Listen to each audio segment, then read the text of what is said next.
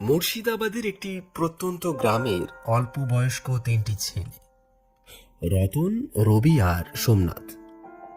শিক্ষিত ছেলে, অনেক স্বপ্ন চোখে, কিন্তু বাস্তবটা যে অনেক কঠিন। তিনজনেরই সংসারের অবস্থা খুব একটা ভালো নয়।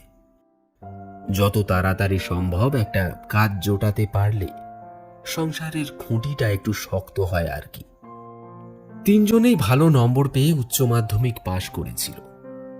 বিগত বছর দেড়েক ধরে ঘুরে বেড়াচ্ছে একটা ভালো চাকরির সন্ধানে। কলেজে পড়ার মতন আর্থিক অবস্থা কারোর পরিবারেরই তেমন একটা ভালো ছিল না বললেই চলে। তাই সেই দিকে আর মনোযোগ দিতে পারেনি কেউই। নিজেদের জায়গা জমি বা সোনাদানা বিষয় আশয় তেমন কিছু ছিল না যে বিক্রি করে বা বন্ধক দিয়ে কোনো একটা ব্যবসা শুরু করবে। তাই তিনজনেই একটা বিক্ষিপ্ত আর ভারাক্রান্ত মানসিক অবস্থা নিয়ে প্রায় সন্ধ্যের দিকে গ্রামের একটা ছোট্ট চায়ের দোকানে দেখা করে নিজেদের জীবনের ব্যাপারে আলোচনা করত। আর এই ধরনের ব্যাপারগুলো হয়তো আপনার আমার মতন প্রত্যেকেরই জীবনে কখনো না কখনো ঘটে গিয়েছে বা বর্তমানে ঘটে চলেছে।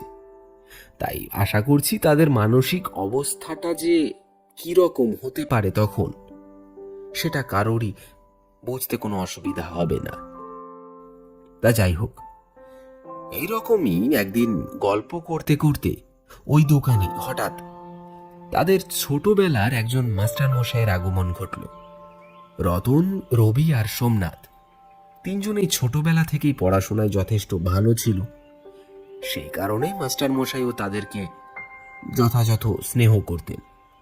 তাদের তিনজনকে ওইভাবে বসে থাকতে দেখে মাস্টার মশাই হাসি মুখে এগিয়ে এলেন।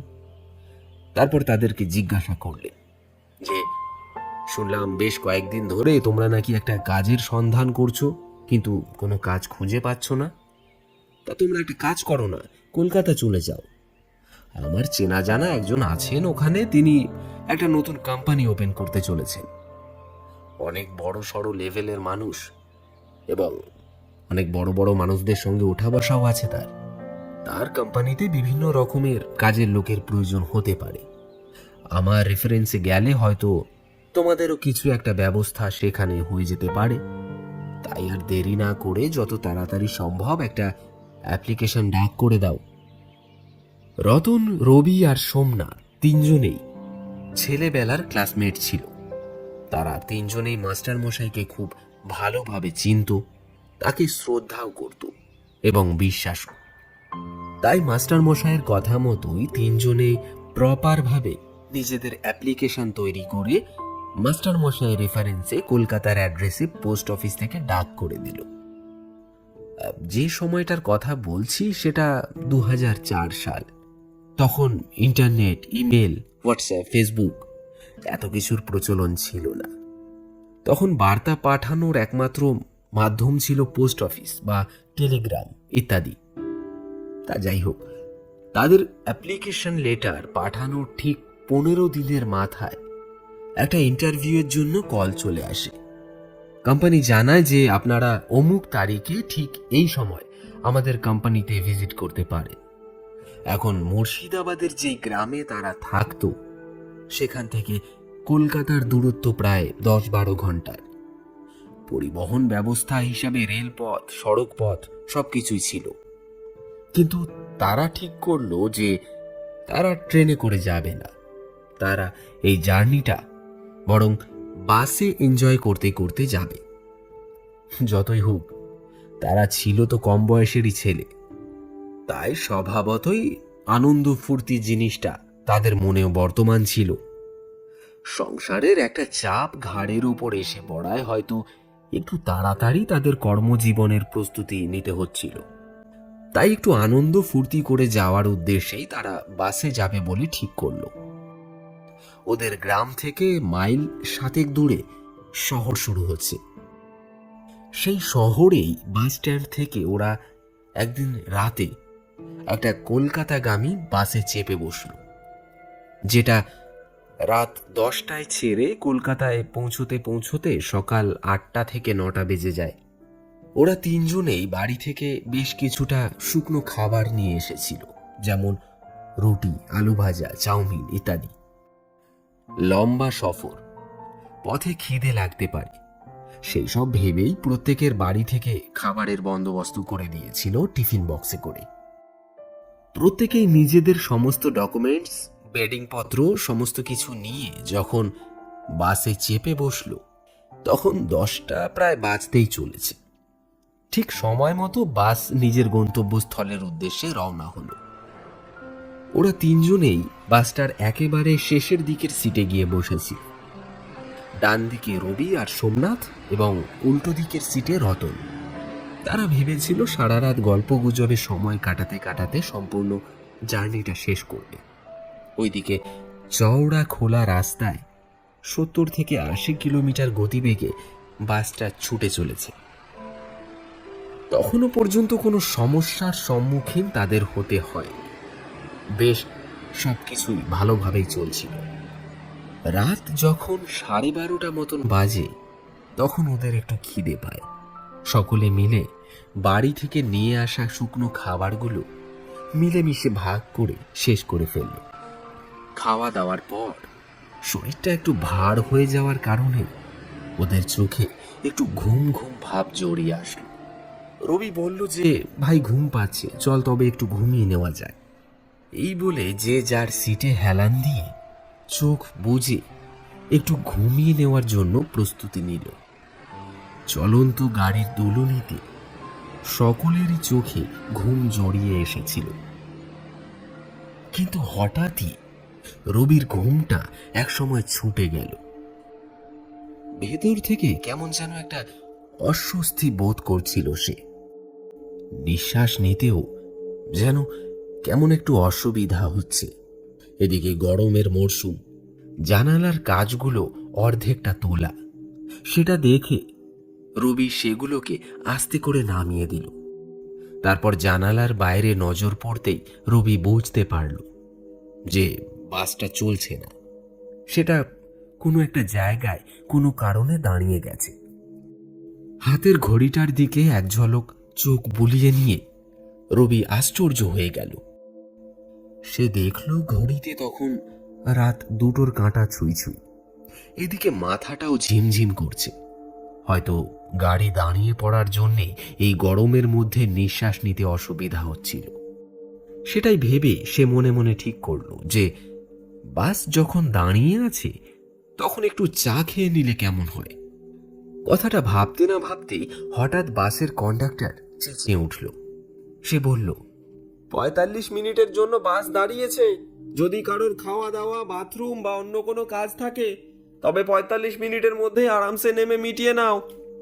আর হ্যাঁ, বাস ছেড়ে কেউ বেশি দূরে যাবে না। আর মনে রাখবে, কোনো মতেই কেউ যেন এখানে চা না খায়। বিড়ি, সিগারেট, কফি, জল সব কিছুই চলবে, কিন্তু কোনো মতেই চা খাওয়া যাবে না। এই গ্রামের মধ্যে আপনারা যতক্ষণ আছেন ততক্ষণ ভুলেও চা খাওয়ার কথাটা মনে আনবেন না। রবি মনে মনে ভাবল, আমি তো এক্ষুনি ভাবছিলাম যে চা খাবো, কিন্তু কন্ডাক্টর কড়া ভাষায় ওয়ার্নিং করে দিচ্ছে যে কোনো মতে চা খাওয়া যাবে না। এটা আবার কিরকম ধরনের কথা? মাথা চুলকাতে চুলকাতে রবি রতন আর সোমনাথকে ডেকে তুলল। তারপর বলল, এই রতন, সোমনাথ, গাড়িটা মনে হচ্ছে দাঁড়িয়েছে, বুঝলি? তাছাড়া গরম লাগছে, মাথাটাও ধরেছে। চল, নিচে ধাবা আছে মনে হচ্ছে, একটু চা খেয়ে আসি। তারা দুজনেও বলল যে ঠিকই তো, শরীরটা বেশ ম্যাচ ম্যাচ করছে, বরং একটু চা খেয়ে মাইন্ডটাকে রিফ্রেশ করা যাক। এই ভেবে তিনজনেই বাস থেকে নিচে নেমে পড়ল। তারপর সামনেই থাকা একটা ধাবার দিকে ওরা এগিয়ে গেল। নিচে নেমে দেখা গেল ওদের বাস ছাড়াও আরো 2টি বাস সেখানে আগে থেকেই দাঁড়িয়েছিল। তাদের নিজেদের বাসের প্যাসেঞ্জার এবং অন্য 2টি বাসের প্যাসেঞ্জার সকলেই ধাবায় নিজেদের মতন করে খাবার খাচ্ছিল। ওরা তিনজনেই সেদিকে এগিয়ে গিয়ে ধাবার কর্মরত একজন লোককে বলল, দাদা 3 কাপ চা হবে নাকি? কথাটা শুনেই ধাবার লোকটি তাদের দিকে কেমন একটা অবাক বিস্ময়ে ভরা চোখে খানিকক্ষণ চেয়ে রইল। তারপর গম্ভীর স্বরে বলল, দেখুন, কাস্টমাররা যা যা খাবারের অর্ডার দিয়েছে তা তৈরি করতে বেশ কিছুটা সময় লেগে যাবে। তারপর যদি সময় থাকে তাহলে চা করে দিতে পারি, অবশ্য যদি ততক্ষণ পর্যন্ত আপনাদের বাস এখানে দাঁড়ায়। আর তাছাড়াও আপনাদের বাসের কন্ডাক্টর বলেনি গাবতলায় এসে কেউ কখনো চা খায় না। এই গ্রামে চা খাওয়া বারণ আছে। চা খাওয়ার কথা এখানে একেবারেই ভাববেন না, ভুলেও না। লোকটার কথা শুনে রতন আর সোমনাথ একে অপরের মুখ পানে চাওয়াচাওয়ি করল। তারা মনে মনে ভাবতে থাকলো, আরে এ কি বলছে, চা খাওয়া যাবে না? কিন্তু রবি ব্যাপারটা জানতো, কারণ সে একটু আগে বাসের কন্ডাক্টরকে চেঁচিয়ে বলা কথাগুলো শুনে এসেছে। তাই সে ওদের দুজনকে বলল, আরে বাদ দে না এদের কথা, এরা যা খুশি তাই বলছে। একটু ঘুরে দেখি কোনো ছোটখাটো চায়ের দোকান বা হোটেল পেলে পেতেও পারি। জব করে খেয়ে আবার চলে আসব। বাস 45 মিনিটের জন্য দাঁড়িয়েছে, অঢেল সময় আছে হাতে। এই বলে ওরা তিনজনেই রোডে উঠে সামনের দিকে হাঁটা শুরু করল। সামনে চওড়া হাইওয়ে, দ্রুত গতিতে বড় বড় ট্রাক আর গাড়ি ছুটে চলেছে রাস্তার ওপর দিয়ে। ওরা তিনজনেই রাস্তার একটা ধার দিয়ে সামনের দিকে এগিয়ে চলল। কিছু দূর এগোনোর পরেই রাস্তার দুধারে বড় বড় গাছের ঘন জঙ্গলের মতন একটা জায়গায় ওরা গিয়ে পৌঁছল।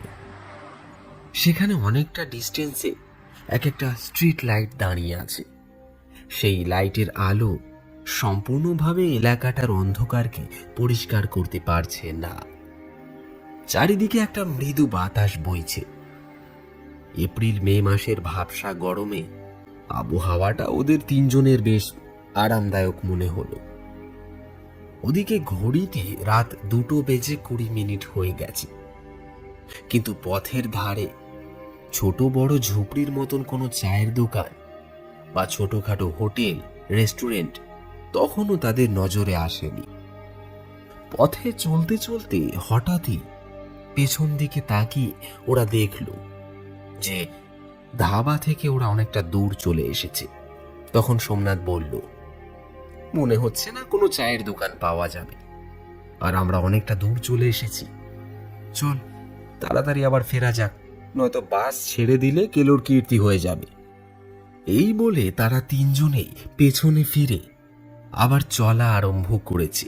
এমন সময় হঠাৎ রাস্তার উল্টো দিকে বড় বড় দৈত্যাকারের মতন গাছগুলোর নিচে একটা ছোট্টখাটো দোকান মতন কিছু একটা চোখে পড়ল।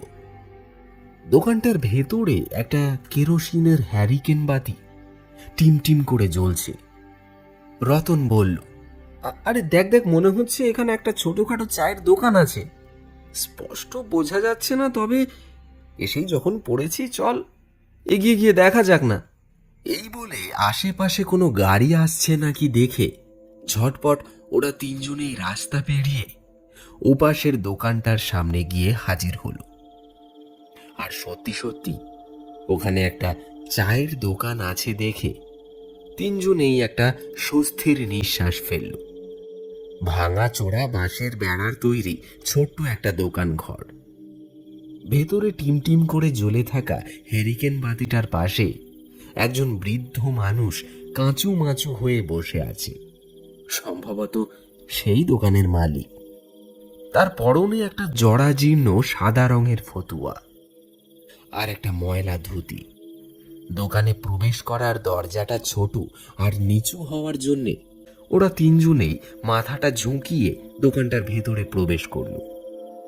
আর ভেতরে ঢুকেই দেখতে পেল সেখানে একটা বেঞ্চের ওপর একটি লোক বসে আছে এবং লোকটির পাশে 8-10 বছর বয়সী একটি ছোট বাচ্চা ছেলে। আর বাচ্চাটির পাশে মাথায় ঘোমটা দিয়ে একজন মহিলা। সম্ভবত এই মহিলাটি বাচ্চাটির মা এবং ভদ্রলোক বাচ্চাটির বাবা।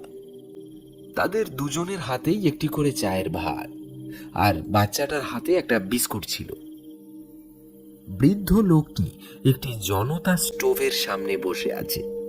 তখনকার দিনে এই ধরনের স্টোভের বেশ একটা প্রচলন ছিল, অ্যালুমিনিয়ামের তৈরি। আপনারা হয়তো অনেকেই দেখে থাকবেন।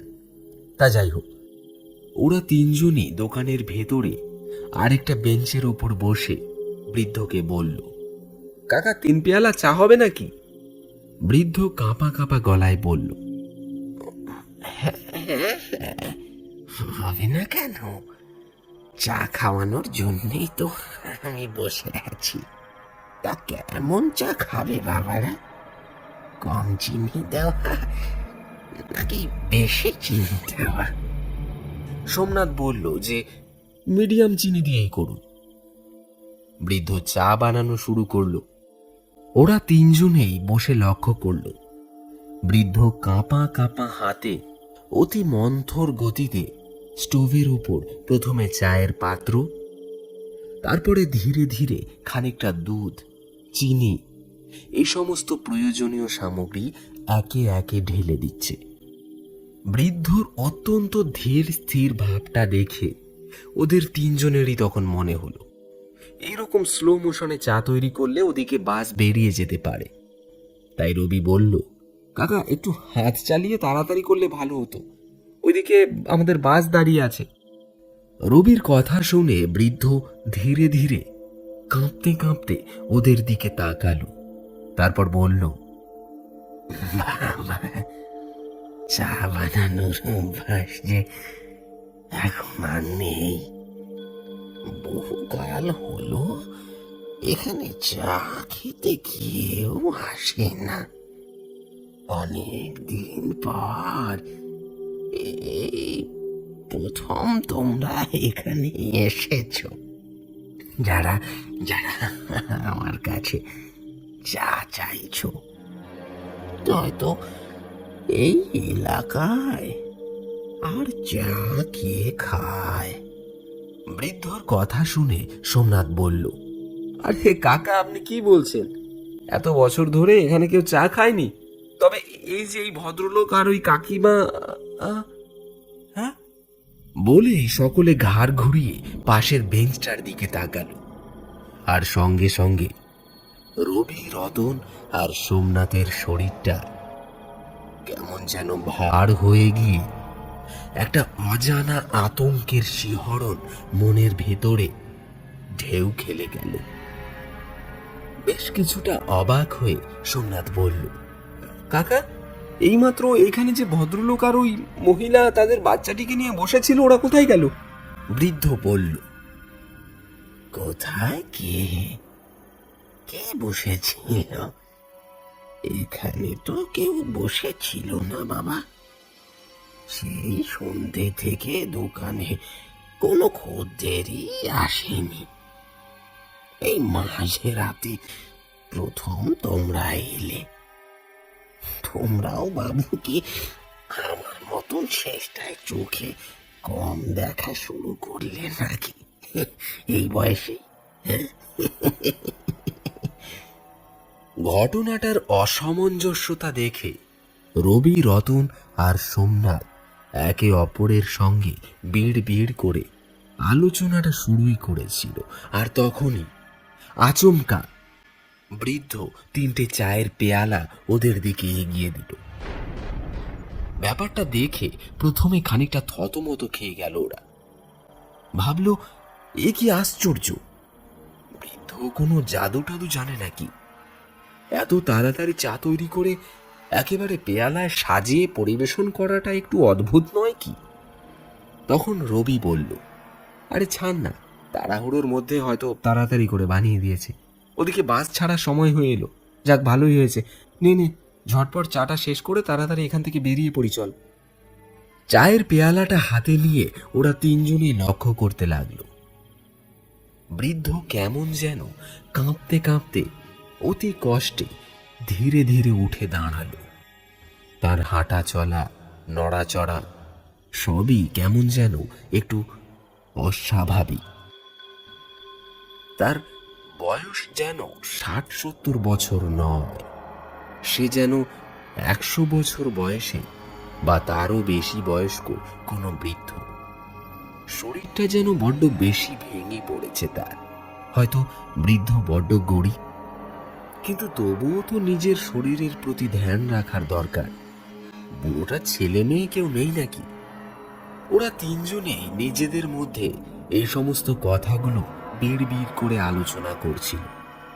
আর তখনই বৃদ্ধ ধীরে ধীরে নিজের জায়গা থেকে উঠে দোকানের ভেতরে পাশেই একটা ছোট্ট বাঁশের তৈরি দরজা খুলে একটা ছোট্ট ঘরে প্রবেশ করল। তারপর সে ঘরে পড়ে থাকা একটা পুরনো রেডিও আস্তে করে সে চালিয়ে দিল। ওরা তিন বন্ধু ভাবল যে কাকা তাদের বিনোদনের জন্য রেডিওটা চালিয়ে দিয়েছে। যাক, কাকা গরিব হতে পারে, কিন্তু মনটা অনেক উদার। ওরা ভাবল যে যাওয়ার সময় কাকাকে 10টা টাকা না হয় বেশি দিয়ে যাবে। এই সমস্ত কথা ভাবতে ভাবতে রবি হাতের গরম চায়ের পেয়ালাটায় সবেমাত্র প্রথম চুমুকটা দিয়েছে। হঠাৎ তার মনে হলো গরম চাটা যেন নিমেষেই একেবারে বরফের মতন ঠান্ডা হয়ে গেছে, আর তার সঙ্গে 6 থেকে 7 চামচ চিনি দেওয়া সেই মিষ্টি চায়ের স্বাদ কেমন যেন তেতো হয়ে গেছে। হঠাৎ করে জিভের মধ্যে উদ্ভট ধরনের একটা স্বাদের অনুভব হয়। রবি মুখ থেকে থু করে চাটা মাটিতে ফেলে দিল, আর সঙ্গে সঙ্গেই সে এটাও বুঝল যে এইমাত্র যেটাকে চা মনে করে সে মুখে দিয়েছিল সেটা আদৌ চা নয়, সেটা লাল টকটকে গাঢ় রক্ত। মুখ থেকে রক্তটা ফেলে দিয়েই রবি তার অন্য দুই বন্ধুর দিকে তাকালো। তখন সোমনাথ আর রতন, ওরা দুজনেই মুখে নেওয়া সেই লাল টকটকে গাঢ় রক্ত পিচকিরির মতন থু করে মাটিতে ফেলে দিচ্ছে। সঙ্গে সঙ্গে ওদের মাথায় একটা রাগ চেপে গেল। রতন চেঁচিয়ে বলে উঠল, আরে ও কাকা, তুমি কি পাগল টাগল হয়ে গেছো নাকি? চায়ের নামে এগুলো কি দিয়েছো বলো তো? বলেই ওরা সেই খোলা দরজাটা দিয়ে পাশের ঘরে চোখ রাখল। আর চোখ রাখতেই তারা আরো চমকে গেল।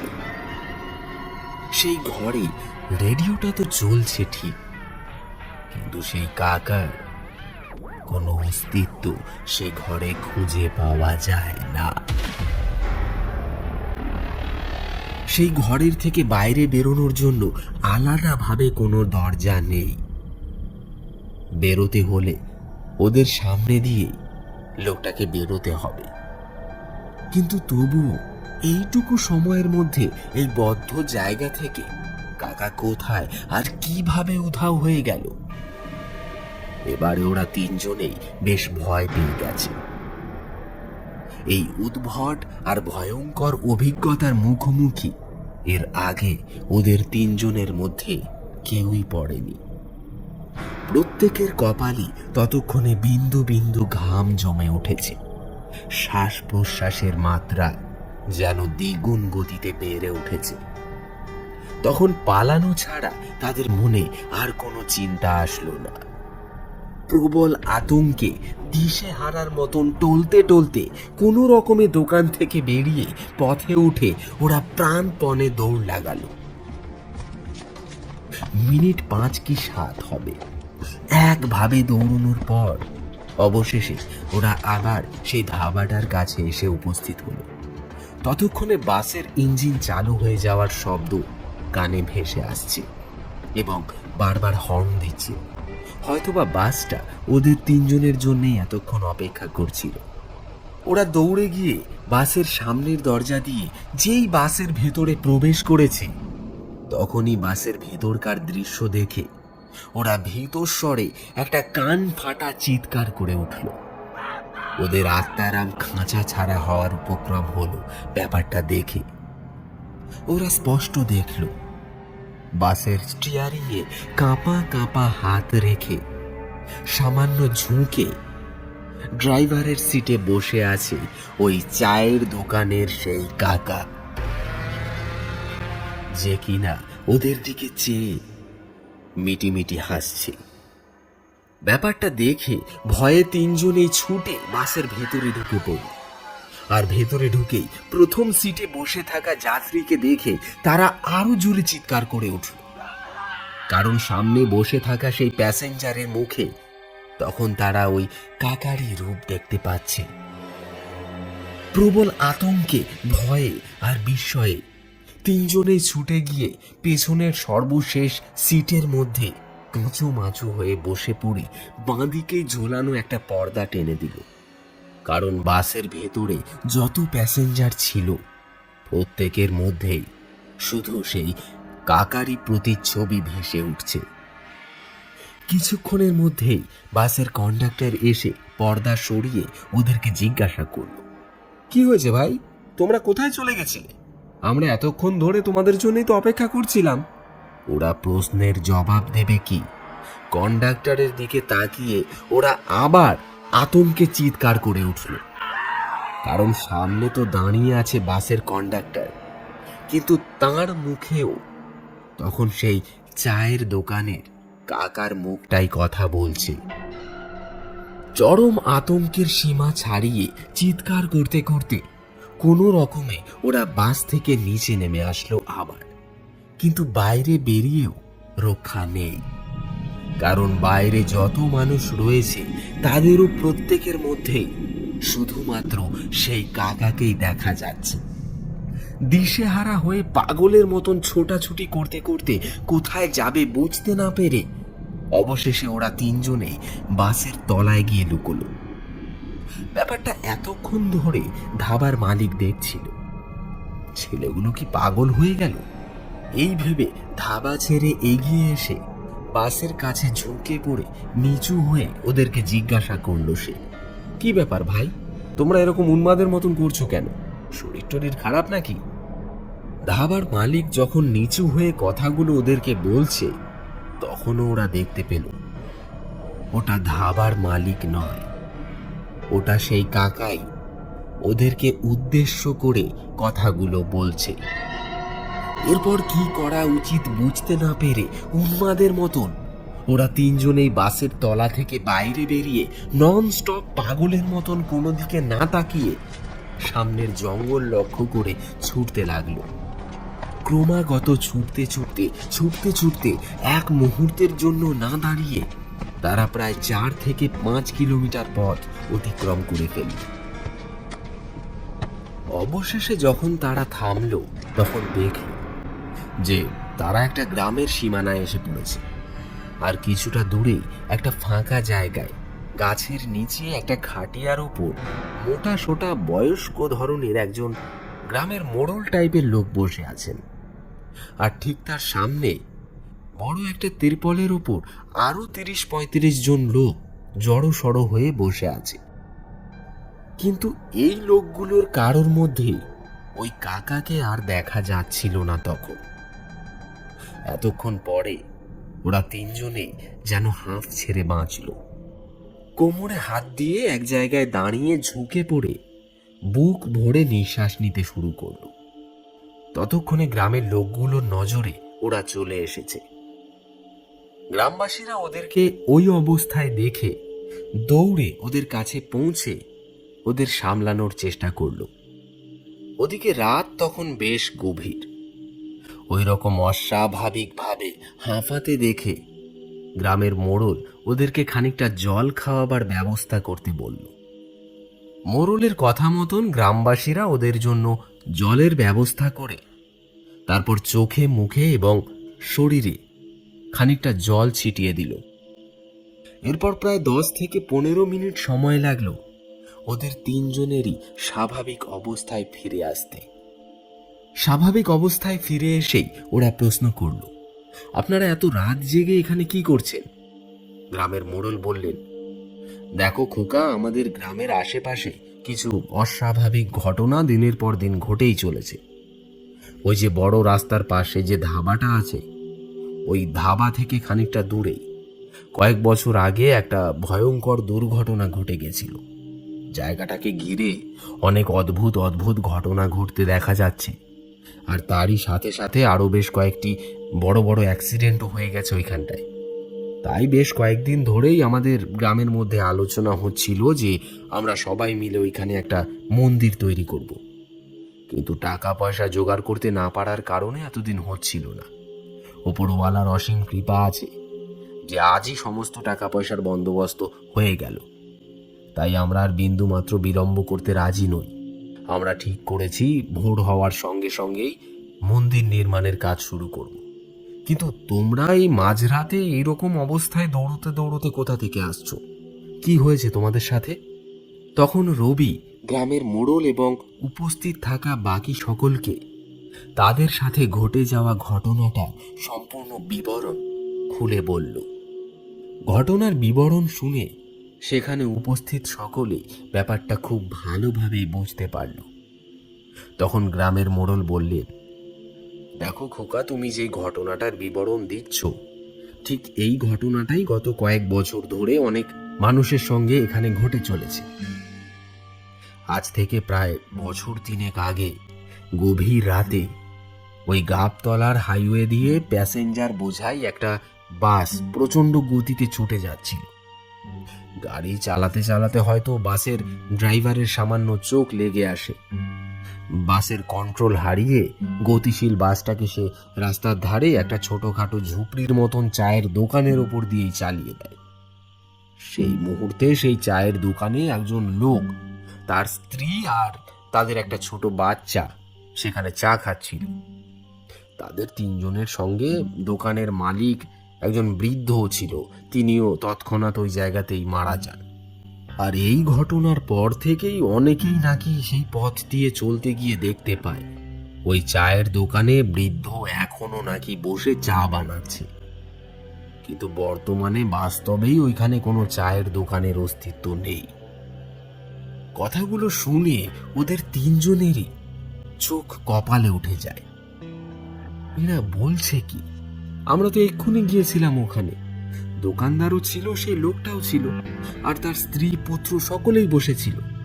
গ্রামের মোড়ল তখন তাদের পিঠে হাত রেখে শান্তভাবে বলল যে, দেখো খোকারা, ওই চাওয়ালা বৃদ্ধকে যদি কেউ একবার দেখে ফেলে, তাহলে তারপর থেকে অন্যান্য সকল মানুষের মধ্যেই সে কেবলই ওই বৃদ্ধকেই দেখতে পাবে।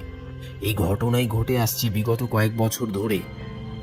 কিন্তু যদি এর পরে সবার মধ্যে তুমি ওই বৃদ্ধকে না দেখতে পাও, তাহলে মনে করবে ওই সমস্যার ভেতর থেকে তুমি বাইরে বেরিয়ে এসেছো, আর কোনো বিপদ নেই। কিন্তু যদি এমন হয় যে ওই বৃদ্ধ কারোর মধ্যেই দেখা দিচ্ছে না, কিন্তু মাঝে মাঝে হঠাৎ করে তার মূর্তিটা অন্যান্য মানুষের মধ্যে ভেসে উঠে আবার মিলিয়ে যাচ্ছে, তাহলে বুঝবে যে মৃত্যু তোমার সঙ্গে সঙ্গে ঘুরছে। এখন সত্যি করে বলো তো, কতক্ষণ থেকে তোমরা ওই বৃদ্ধকে আর দেখতে পাচ্ছ না কারোর মধ্যে? খানিকক্ষণ চিন্তা করে ওরা বলল যে সেই ধাবা থেকে পালিয়ে আসার পর থেকে আর কারোর মধ্যেই ওই বৃদ্ধকে তারা দেখতে পায়নি। ওই ধাবাতেই তারা শেষবারের মতন বৃদ্ধকে সকলের মধ্যে দেখেছিল। মোড়ল বললেন, ভালো কথা, তবুও একবার ভালো করে দেখো, আমাদের কারোর মধ্যে তুমি ওই বৃদ্ধকে দেখতে পাচ্ছ না তো? ওরা 3 জনেই খুব ভালোভাবে ঘাড় ঘুরিয়ে এদিকে ওদিকে চেয়ে দেখে নিয়ে বলল, না, আমরা আর ওই বৃদ্ধকে কারোর মধ্যেই দেখতে পাচ্ছি না। শুনে মোড়ল বললেন যে, ব্যাস, আর কোনো চিন্তাই নেই। তার মানে কালো ছায়া তোমাদের পিছু নেওয়া বন্ধ করে দিয়েছে। আমাদের গ্রামে মহাদেবের আশীর্বাদ আছে, হয়তো তার জন্যই ওই বৃদ্ধর আত্মা আমাদের গ্রামে প্রবেশ করতে পারে না। যাই হোক, এখন আর ঘাবড়ানোর কোনো প্রয়োজন নেই, যাও, তোমরা এখন যেতে পারো।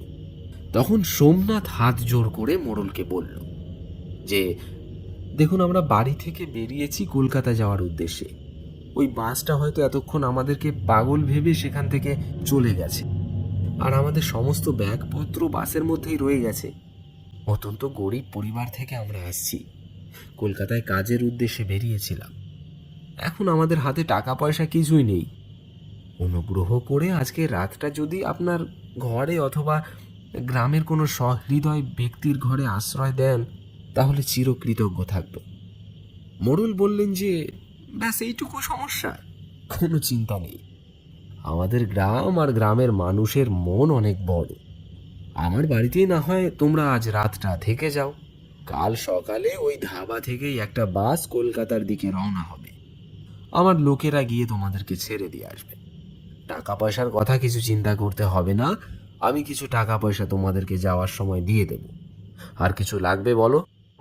তখন ওরা তিনজনেই হাত জোড় করে বলল যে না কাকাবাবু, অনেক ধন্যবাদ আপনাকে। মোড়ল বললেন যে তোমরা আমার সন্তানের মতো, তাই আমার ঘরকে নিজের ঘর মনে করেই রাতটা বিশ্রাম করো। এই বলে মোড়ল মিটিং শেষ করে ওদের তিনজনকে সঙ্গে করে নিয়ে নিজের বাড়িতে এসে উপস্থিত হলো। প্রকাণ্ড একটা বাড়ি। বাড়ির মাঝখানে একটি বড় সড়ো উঠোন, সেখানে একটি কুয়ো রয়েছে। উঠোনেরই একটা পাশে একটা ঘরের দিকে এগিয়ে গিয়ে তার দরজাটা খুলে দিলেন গ্রামের মোড়ল। তারপর বললেন, এই ঘরে দুটো খাটিয়া আছে, একটু ম্যানেজ করে নিও।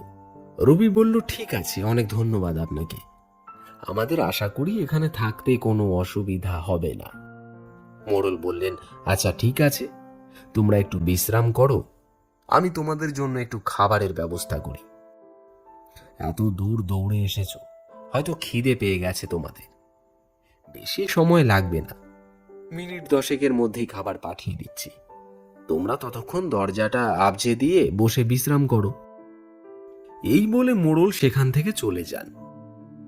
দরজাটা আটকে দিয়ে ওরা তিনজনে স্বস্তির নিঃশ্বাস ফেলে আজকের ঘটে যাওয়া ঘটনাটা নিয়ে নিজেদের মধ্যেই আলোচনা করতে লাগলো। কি করতে তারা বাড়ি থেকে বেরিয়েছিল, আর পথে বেরিয়ে ভাগ্য তাদেরকে কোথা থেকে কোথায় এনে ফেলল। তাদের মনে হচ্ছিল যেন আজ তারা একেবারেই পাগল হয়ে যাবে, হয়তোবা আর বাঁচবেই না। কিন্তু ভাগ্যক্রমে এই গ্রামে মোড়লের মতন একজন ভালো মানুষের গৃহে তারা আশ্রয় পেয়ে এই যাত্রায় প্রাণে বেঁচে গেল। এই সমস্ত আলোচনা করতে করতে মিনিট 10 কেটে গেল। তারপরে দরজায় কড়া নাড়ার শব্দ। বোধহয় মোড়ল তাদের জন্য খাবার পাঠিয়েছে। এই ভেবে রবি খাটিয়া ছেড়ে উঠে দাঁড়িয়ে এগিয়ে গিয়ে দরজাটা খুলে দিল। আর দরজাটা খুলতেই সে দেখল দরজার ওপাশে খাবার হাতে দাঁড়িয়ে আছে ওই চায়ের দোকানের সেই বুড়োটা। হতভম্বের মতন দাঁড়িয়ে চোখের সামনে আবার বৃদ্ধকে দেখে একটা গলা ফাটা আর্তনাদ করতে করতে সে বৃদ্ধকে ধাক্কা দিয়ে মাটিতে ফেলে প্রাণপণে দৌড় লাগালো। অন্ধকারে দিশেহারা হয়ে দৌড়তে গিয়ে উঠোনের মাঝখানে একটা জল জমে থাকা জায়গার উপর পাটা পিছলে হুড়মুড়িয়ে টাল সামলাতে না পেরে সে সামনের কুয়োটার উপর আছড়ে পড়ল। হাতের সামনে বালতিতে বাঁধা অবস্থায় একটা দড়ি সে অনুভব করল বটে। নিচে পড়ে যাওয়া থেকে বাঁচতে প্রাণপণে সেই দড়িটাকে শক্ত করে চেপে ধরল, কিন্তু বালতি আর দড়িটা সমেত সোজা কুয়োর অতল গভীরে ঝপ করে একটা শব্দ হলো। নিচে অঠাই জল, আর রবি সাঁতার জানে না। এই সমস্ত কাণ্ড কারখানাগুলি যখন ঘটছে তখন রতন, সোমনাথ আর বাড়ির অন্যান্য সকলে ছুটে এসেছে কুয়োটার কাছে। কিন্তু যতক্ষণে রবিকে বাঁচানোর জন্য বন্দোবস্ত করা হয়েছে ততক্ষণে কুয়োর ভেতরেই রবির দেহ থেকে প্রাণ বেরিয়ে গেছে। অনেক পরে রবির দেহ যখন ভেসে উঠল তাকে কোনো মতে টেনে উপরে নিয়ে আসা হয়। সেই রাত্রে গ্রামের কোনো মানুষই আর ঘুমোয়নি। কোনো রকমে রাতটা কাটিয়ে রবির মৃতদেহ সেই গ্রামেই রেখে সোমনাথ আর রতন ফিরে আসে নিজের বাড়িতে। রবির মৃতদেহ পরে পুলিশের ইনভেস্টিগেশন আর পোস্টমর্টেম সম্পূর্ণ হওয়ার পর সেখানকার প্রশাসনই তাকে নিজের বাড়িতে ছেড়ে দিয়ে যায়। তারপর থেকে সোমনাথ আর রতন মন থেকে বিশ্বাস করে তাদের ওই জার্নিটা একটা অভিশপ্ত জার্নি ছিল। কোনো মতেই সেই রাতে ওই বৃদ্ধর দোকানে চা খেতে যাওয়া তাদের উচিত হয়নি, বিশেষ করে সকলের বারণ করা সত্ত্বেও। এরপর থেকে সোমনাথ আর রতন কোনোদিনই গ্রাম ছেড়ে দূরে কোনো শহরে কাজে যাওয়ার চিন্তা মাথায়ও আনেনি। নিজেদের গ্রামেই একজন বড় কাঁচামালের ব্যবসাদারের কাছে তারা দুজনেই কাজে লেগে পড়ে। রতন আর সোমনাথের সাথে এই ঘটনাটা ঘটে গেছে আজ 20 বছর হলো, কিন্তু ঘটনাটার ছাপ তাদের মনে এতটা গভীরভাবে থেকে গেছে যেন আজও তাদের মনে হয় যে 20 বছর নয়, এই সবেমাত্র 20 দিন আগেই তাদের সঙ্গে ঘটনাটা ঘটে গেছে।